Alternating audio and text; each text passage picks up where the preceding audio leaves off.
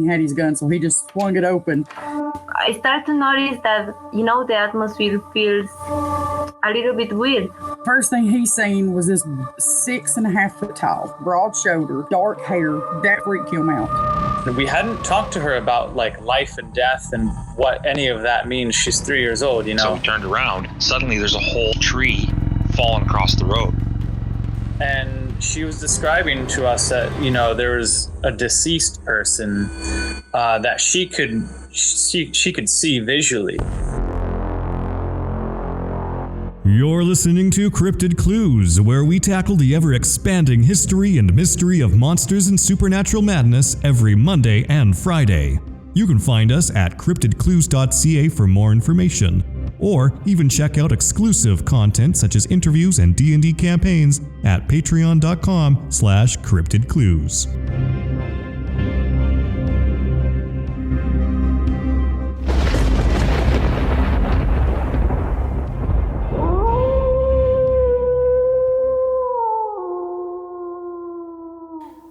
Hello, ladies and gentlemen. Welcome back to another episode of Cryptid Clues. I am one of your hosts, Taylor.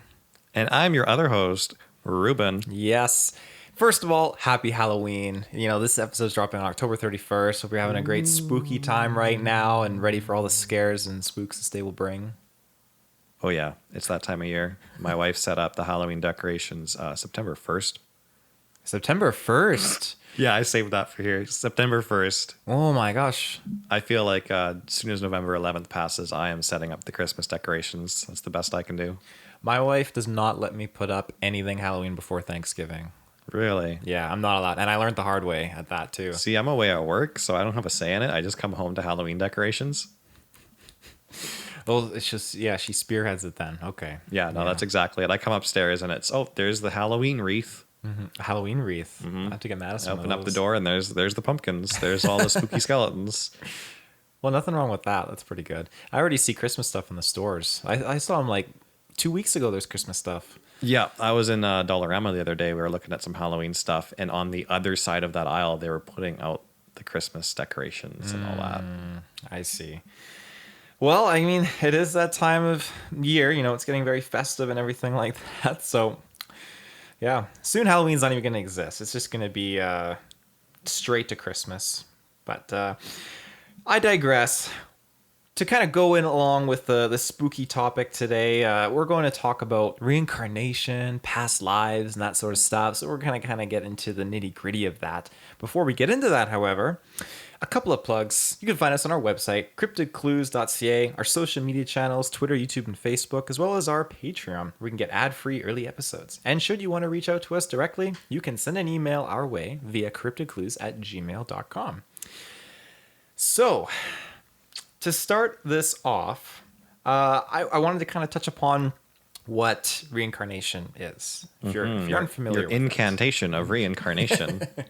So the religious philosophical belief that one's soul or spirit after biological death begins anew in a body, either human, animal, or spiritual. The religious component of this introduces the moral quality of the individual based on their previous life's actions. Now, it's worth noting, too, me and Reuben have not done a live in-person cast recording in quite some time, and so I'm staring at him in his face, and it's incredible. It's been so long. I feel like this is a reincarnation of our podcast today. Yeah, I love it. Was there anything you wanted to touch upon with the religious side of that, or...? I think I will at the end. I have quite a few random notes for the end of this when you're done yours. Okay, brilliant. So a plethora of reincarnation forms may exist out there, but specifically for this week's episode, we wanted to look at children that could recall memories of their former lives. So, looking at reincarnation, 33% of Americans believe it's real, with an impressive 10% of them actually able to recall their own past lives. Having over 50 years of information, do you need to know 10%. 10% is huge. That is huge. That's huge. That is double digits, ladies and gentlemen. What's the percentage difference then between children and adults, I wonder? I'll have to look into that. I didn't really look too much into the adult portion because we'll get more into that later on, but it seems like they age out. The memories kind of fade as they get older. Yeah, that seems to be a common theme. Yeah. So we have over 50 years of information that's been accumulated. The University of Virginia has been engaging in active research from over 2,500 cases, many occurring outside the United States. The Division of Perceptual Studies director, Dr. Jim Tucker, has spearheaded many of these cases and written several books on the subject. So let's get into one of these cases examined by the University of Virginia. An Oklahoma boy named Ryan, a few years ago, this 4-year-old child woke up screaming at 2 in the morning. In the months following, the boy kept begging his mother, Cindy, to take him to the house where he'd lived before. It got so bad that in one instance, while the boy was in tears, he insisted that his mom take him back to his wonderful life in Hollywood, with the big house, the pool, fast cars, all of it. He began saying things like, "I can't live in these conditions, my last home was much better." And one night, Cindy went to tend to her son as he slept, and the son, Ryan, kept repeating the same words over and over again. "Mommy, I'm homesick." So, obviously, Cindy tried and attempted to comfort him, help him fall asleep. He got frustrated, however, that he couldn't remember all the details of his former life. The next morning, enough was enough. Cindy went to the library and took out a bunch of books about old Hollywood and brought them home. And with Ryan sitting on her lap, Cindy went through dozens of the books with him, hoping that some of the imagery might calm him down. Instead, quite the opposite happened, because he became more and more excited as they eventually came to one specific book. And in the book was a photo of a scene from a 1932 film called Night After Night. "Mama," he shouted, pointing to one of the actors who wasn't identified, "that guy's me, the old me." That's so creepy. The fact that he was fussing night after night, but also the fact that there's a movie or something night after night. It's very unchildlike behavior for him to say a phrase like, I can't live in these conditions. What kind of kid says that? Is that an exact quote, or is that just like a summary kind of? That was the exact quote that I had found. That's super creepy. And it's I mean, you're right. The way they say it, this the terminology, it doesn't make sense for someone being 4 years old to be speaking like that. Unless they did see something on TV or heard it from someone else. But in that instance, like back then, it's very rare. It more so, it'd be now more. In today's age, it'd be more common because kids can access the internet at an early age, TV screens everywhere. Well, exactly. And unless the parent's feeding that into their kid as well, then they're not going to come up with that kind of terminology. And the only reason that a kid would want to feed that, or that a parent would want to feed that to their child for dialogue, is because they'd want like 15 minutes of fame. They want to be part of like a tabloid article or something. But really, that's such a minor thing. Yeah, absolutely. So Dr. Tucker was initially a child psychiatrist in a private practice. And eventually he began hearing about reincarnation research that was being explored by Ian Stevenson. He was the initial founder and director of the Division of Perceptual Studies at UVA. Now, there was enough intrigue here that Dr. Tucker began working with the division in 1996. And then 6 years later, when Dr. Stevenson retired, is when Dr. Tucker took over as director. And going in more into this, these reincarnations, they seem to begin, like we mentioned before, when the child is around 2 to 3 years old and stops once they reach 6 or 7. And that is around the same time that we all lose our memories of early childhood, and something that Dr. Tucker explains. Now, there is a specific approach to discerning truth and lie, and Dr. Tucker achieves this with 2 specific questions. Do the parents seem credible? And could the child have picked up the memories, as we already spoke to, TV, over conversations, or other ordinary means? Yeah, I think number one is definitely, are the parents credible? Absolutely. That's a huge one. So once fraud is eliminated, the team moves in to acquire detailed specifics of the previous life. And they'll search for a deceased person that matches these specifics. And almost 3/4 of these investigations are solved, where a person from history has matched with a child's memory. 3/4 worth. That is crazy. Absolutely insane. And that's just the memories. The birthmarks is a whole other ball game. Dr. Stevenson explored this and found that almost nothing is known about why certain birthmarks and skin pigmentations appear in the areas they do. Even many birth defects have a lacking amount of information and remain unknown. while almost 35% of children who can recount past lives and memories are shown to have birthmarks or defects that they could attribute to actually having sustained serious injury in their previous life. That's super interesting to me too, because like when the body is forming anew in the womb or whatever, those birthmarks have to be generated at some point. And you think in the womb, when the soul enters, it like its memory, if it was like murdered or something like that, if there was a big axe wound or something, that was just so shocking and so bad that it's imprinted on the new body. How does that work genetically? How does that work scientifically? Like, that's so strange, but interesting that they seem to line up. I'm glad you said that, because I think it really goes to show our mental state and what we're capable of doing with the power of thought. And if you die because you're stabbed, or like if the side of your face is burned and you have that, your ear is a birth defect when you're born. I mean, and if in a previous life, if you sustain heavy injury like that and trauma, that's going to leave a significant mental scar on your mind. So if you're a soul entering a new body, is this why I hate whales? Did I die to whales? Did you die to whale? Oh no, was I Jonah?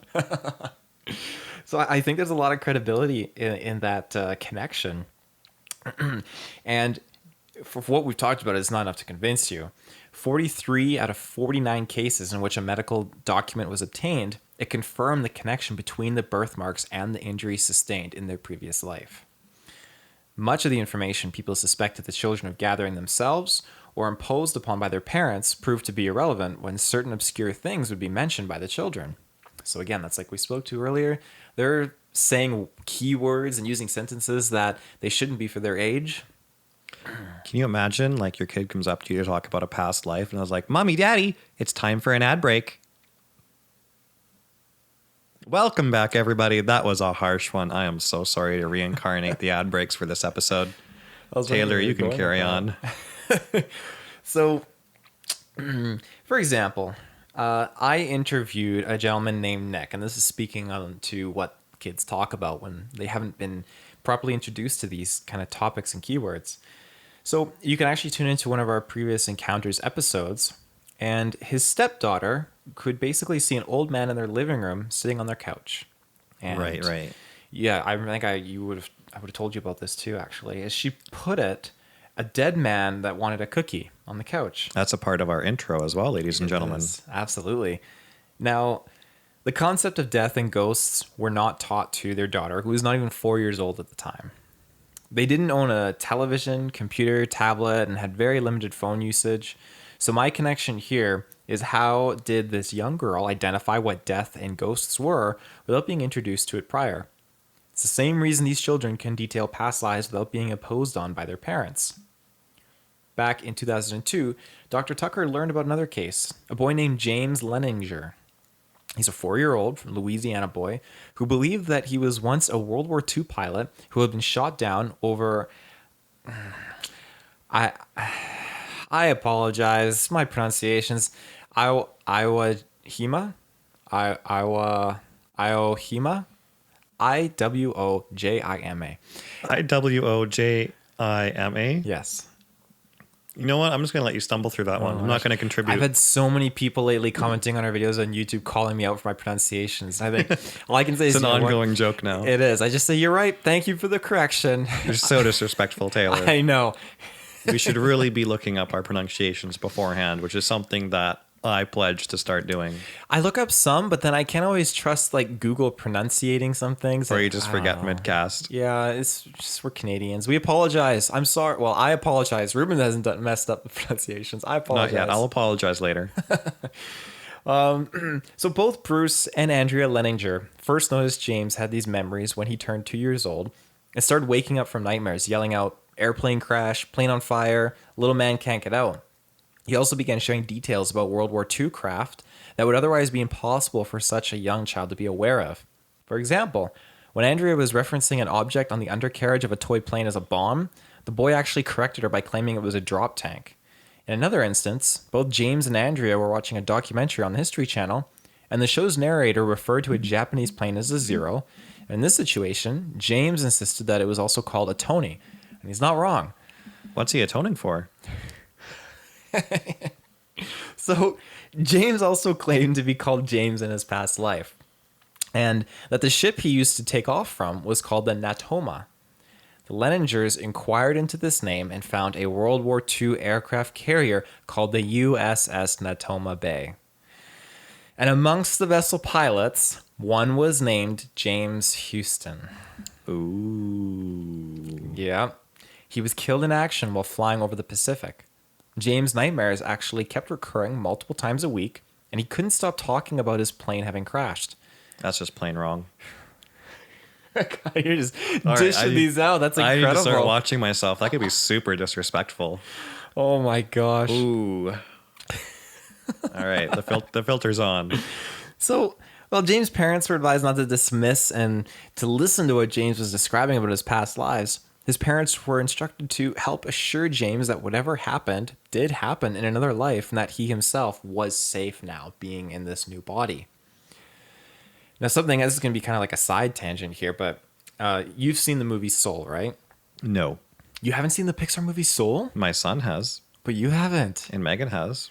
Interesting. It's a good movie. Definitely, I recommend it. And same to our listeners, if you haven't seen it, go check it out. She watched it while I was at work. I just didn't have time, unfortunately. That's totally fair. Now, I'll try to keep it relatively spoiler free, but Oh no, that's fine. You can spoil it. the film may not be an exact science in comparison, but it's a great example of showing people jumping into other bodies with their soul and retaining their thoughts, and the reincarnation component of our consciousness, again, jumping into both people and even animals in this film. It's a very moving movie. Not to put the cast off track here, but do you think people reincarnate as animals at any point? That is the question. Do you think you level up? Like you start really small and then you level yourself up into like a bigger creature, more intelligent until you're a human, and then something else comes after us? You're implying human is definitely one of the higher tiers? I mean, we don't know. I feel like humans are one of the lower tiers. It's got to be like at least level 100 though.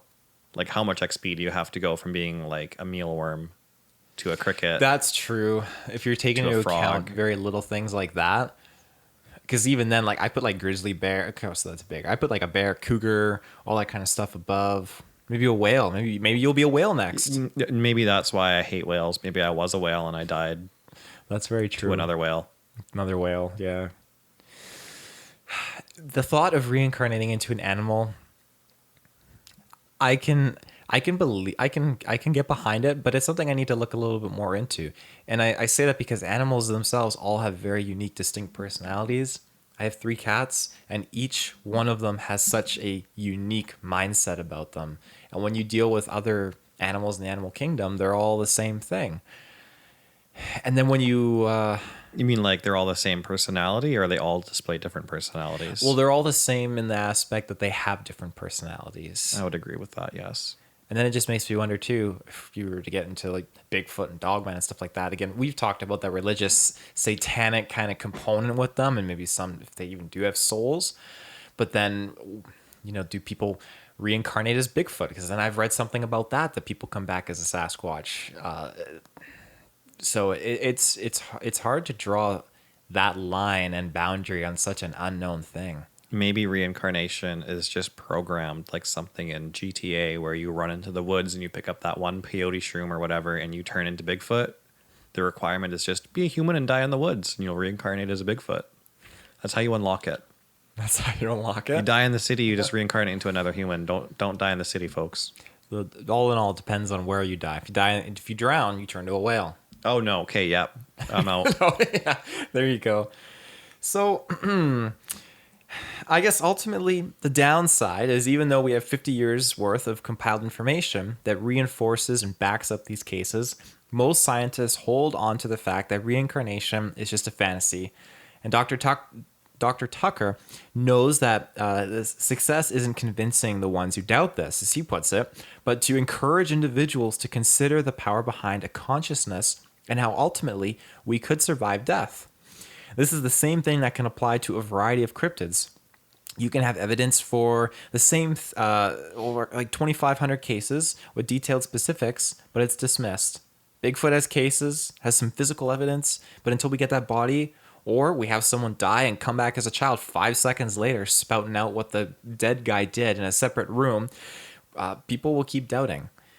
So in conclusion of this, just imagine if these topics had the full backing and support of the entire scientific community. Like, we'd be on another level of existence. We'd be so far ahead, but our scientists these days are raised and taught and indoctrinated in this mindset to think, oh, Bigfoot? Pff, no. Oh, reincarnation? Get out of here. There's no logical scientific proof. When a lot of these instances, it's there, it's sitting out on a dish for you. I agree. I think it's fine to have an opinion and lean one way or another, but it's also important to have an open mind and accept the possibility, not that you could be wrong, but that there are many different scenarios and possibilities that could be happening, whether they're at the same time or not. Maybe, yeah, okay, our religion is correct, but at the same time, there's a lot about it we don't know that a lot of other theories could be based off of or totally be, what's the right word, compatible with ours. Yeah, I think compatible is a good way of putting it. On the topic of children reincarnating, there is one story that always stood out to me when I was growing up, and I think I saw it on Unsolved Mysteries, actually. And this was the story of a kid who told his parents that he was murdered in his past life. And he talked to the police because his parents were going nuts trying to get him to stop talking about this. And the police officer eventually believed him and let the kid guide him to his previous home out to a spot in the woods where they found his old body, which was never solved. No kidding. They dug up the corpse. They found the murder. It was an axe. That's why I brought up the axe thing earlier, actually. And they were even able to, I believe they were able to catch the killer. No kidding. And this kid had no connection to it. He led them out to the woods. This is the spot where I was killed. That, to me, was always one of the most standout pieces of evidence for this. And then in another sense as well, the one aspect I'm really interested in, and I just can't seem to find a whole lot on, that aren't like obvious like fakeries or something like that, but there's a few of them where when children are talking about their past lives, the parents that take the time to stop and go, well, what happened after you died? What happened before you came to mommy and daddy? And it seems to be that children describe either A, I was in a big empty room and I got to pick my parents, or B, for the Christians, it's, well, Jesus let me pick my parents. There was a man that was with me. He let me pick. And that could be interpreted, both of those scenarios, as a part of Christianity. If Jesus is saying, oh, you died unfairly, let's give you another shot or something like that, I guess that's a possibility. Maybe not the most biblically based, but at the same time, there's not really a lot against it depending on how you interpret the Bible too. Because death is one thing, but is death in the Bible really you as an individual right here and now are one unique soul that dies, but can be reincarnated until you achieve an ultimate death and you have many, many lives built up to your ultimate self? That's a really weird phrase to say, and that makes me sound like I should be selling crystals at a shop, but who knows? I do want to dive into some notes as well if you're ready, Taylor. And this is going to go way off the deep end right away here. I like to preface these opinions that I'm not deep into the idea of reincarnation. I think in some scenarios it could be fitting, but it's fascinating to read about the different ideas out there as to how it could work. Hence my earlier thing when I said, hey, you should have an open mind, you know? So let's dive right into a snippet of the deepest one first. And Taylor, this one might be fascinating for you as well. Let me know if you've heard of it. It's called an ad break. Oh, that one was really spicy. God. Yeah, I think you got, that's like April Fools. You got every single person. Halloween Fools, I'm sorry. That was not a treat, that was a trick. Okay, but let me dive right into a snippet of the deepest one. Tell me if you've heard of this one before. What if Earth is a prison planet where our souls are trapped and recycled upon death to feed our energy to a demonic or alien source? I haven't heard the feeding of our energy to a source, either demonic or alien, but I have heard the notion of our planet being a prison planet. That's a fascinating one to read up on. Highly recommend you Google it. Although there's so many random ones out there, it's hard to find some really nice reads.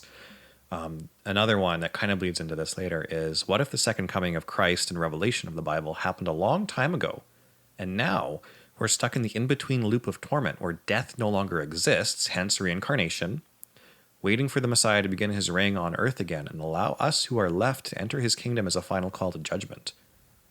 What if this is past the end times and we're just waiting? I wondered that too, because there's times in my life I feel like it almost feels like there's a spark missing. Something feels different nowadays, and the notion of the Messiah returning, because you mentioned that it happened a long, long time ago, and if reincarnation is a thing, then maybe Jesus has been back many times. And what better way for the devil to trick us than to make us think that we're still waiting for the second coming? Mm-hmm. So, in these scenarios, how would one escape? Do you wake up after death in a matrix-like tube, essentially a human battery, where your essence is sent back into the void to begin life again, inside another meat suit on this planet? Some theories I've read start off with the idea that we are all one part of a creator being that essentially exists as the universe itself. Tiny little parts of this creator being branch off into existence as souls, and these souls are eternally recycled to create the cycle of life. Yet, as one starts as a lower being at the bottom of the plane of existence, you can ascend with this knowledge, and eventually level up in a sense to become a higher being until you rejoin the main source with full consciousness of your creation. So essentially, you just kind of choose to become things at a certain point. That's where the level up kind of idea concept came to earlier. I gotcha. Yeah. So some of this really feels inspired and also works well with other religions or ideas, such as in Buddhism, where when a baby cries, it cries because it knows the pain and suffering of the cycle and dreads having been unable to escape and being reborn into existence. Eventually, its memory is blocked and they forget who they previously were. In the prison planet theories, some possible means of escape are mentioned. For instance, there's a phrase we hear all our lives. And just like we're drip-fed aliens and imagery and stuff like this, could we also be drip-fed ways to escape the prison planet? Don't go into the light. What's one of the most prevailing things about out-of-body experiences and death? You go into the light. Yeah. We're told not to go into the light, and it's never really stuck out to me as like a thing. It's just, why is this being said all the time? You know? Turn around, go the other way, don't fall for the tricks. The devil himself can disguise himself as an angel of light, as your family, welcoming you into the afterlife, heaven, or whatever you believe in. What if you just don't fall for it? At the same time, on the other side of this, what if it's a catch-22? What if it goes the other way? What if the devil is, or some alien being, has planted seeds that he could appear as Jesus himself and that you should not listen to him or go to heaven with him, assuming it's a trick, when in reality, you're then denying your religion and not going to the heaven you desire and being reincarnated by turning it away? What if aliens or other beings have a system in place to recycle you, tempt you into the next life using whatever religion you believe in? How then does one escape the endless cycle? Is this starting to spook you a little bit, This Taylor? is really freaking me out. Yeah. Isn't this like crazy. dreadful? Yeah. Obviously, you would have to be prepared and receptive with an open mind that everything's a possibility.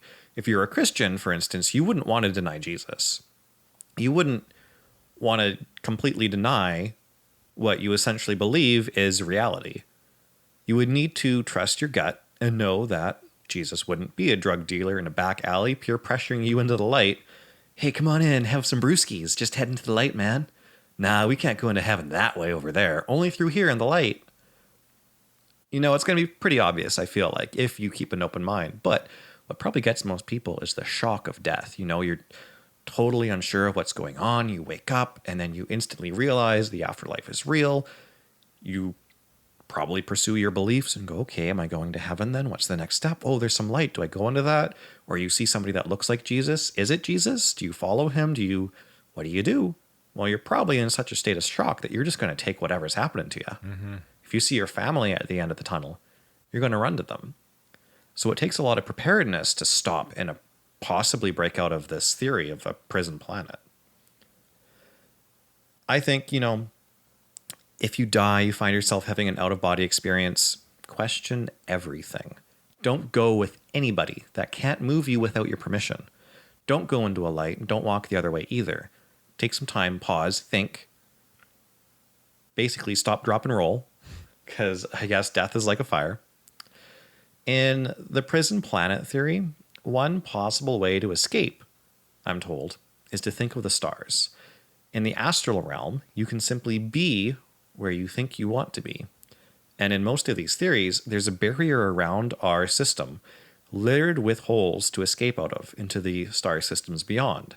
Sounds like some super advanced sci-fi stuff, but if you find out you can do whatever you want during death and you haven't gone to heaven or hell, you may as well see where you can go while you wait, such as to CryptidClues.ca, where you can find more episodes.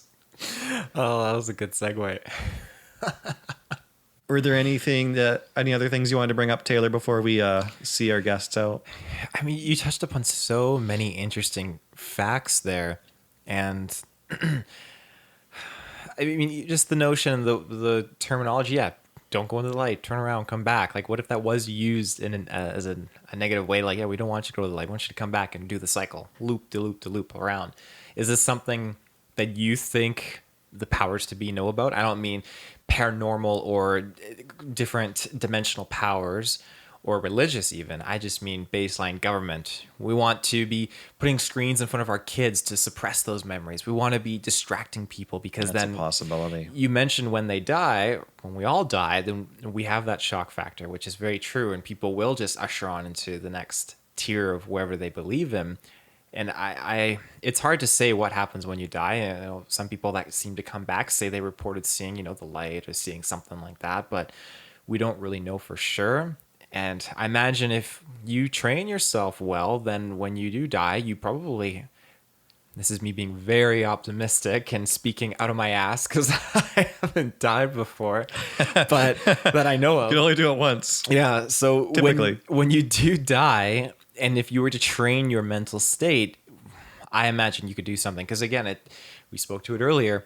If people die from injury and then while they're being formed in the womb and their new soul takes over and they have a birthmark form or a birth defect, and maybe that is that mental scarring that's just resonating in that wound into this next form. I mean, the things we can do with our mind is incredible. I've watched documentaries of people that can't walk anymore, and they use so much of their mind, and they speak to their injury, and they put so much energy into it, and they can walk again. It is incredible. So the mind can do amazing things. So with the birthmarks and scarring and stuff like that in the womb from traumatization from past lives, do you think this generation with all of our wonderful depression memes is just going to be reincarnated and look like Deadpool? This is the unfortunate thing. Like, I think that when you look at a lot of our generation, and I mean, I shouldn't even say generation. I think when you look at the human race as a collective, I think we're really hooped. I'm saying I think a lot, but yeah, that's all I can do is I think. When you talk about the cycle, I believe that we're going to be subject to that, and there's going to be just small amounts of people that will be the exception to that. Another one thing that I just kind of want to touch on, just very briefly before we say goodbye, is what if reincarnation isn't linear? What if you can go back and forward in time? Ooh. What if there's only a limited amount of souls and 90% of people on this planet are the same people, living their different lives at the same time? So then how do we keep, so the same soul in like 10 different bodies?